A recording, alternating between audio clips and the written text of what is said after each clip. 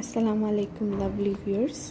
তো এটা আমার ফুড রিভিউ সিরিজ, যেখানে আমি আমার দৈনিক জীবনে কেনাকাটার ক্ষেত্রে, খাবার কেনাকাটার ক্ষেত্রে কোনটাতে ঠকে যাব, কোনটাতে একটা বেনিফিট পাবো, সেটা আপনাদের সাথে শেয়ার করব।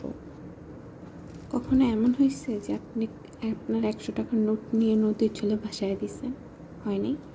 আমি করছি এই আইসক্রিমটা কিনে। ঠিক আছে, বেসিক একটা 20 টাকা দামের ভ্যানিলা আইসক্রিমের চেয়ে বেশি আইসক্রিম থাকে। এটার ফ্লেভারটা ভ্যানিলা ফ্লেভারের মতোই, জাস্ট উপরে দিয়ে কিছুটা বাদাম কুচি, হয়তো একটা বাদাম এর কুচি দিয়ে দিছে, ব্যাস 100 টাকা। বিরক্তকর একটা জিনিস।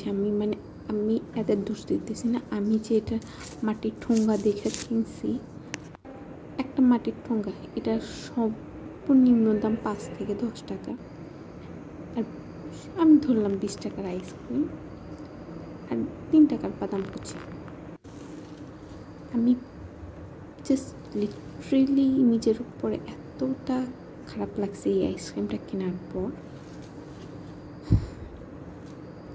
আপনার যদি 100 টাকা বেশি হয়ে থাকে তবে অবশ্যই এটা কিনা এক্সপিরিয়েন্স করতে পারেন, কিন্তু আপনি যদি 100 টাকার মায়া থাকে, এটা আপনি 100 টাকাটা আরও ভালো কোনো জায়গায় ইনভেস্ট করতে পারবেন, বাট এই আইসক্রিম কিনবেন না প্লিজ।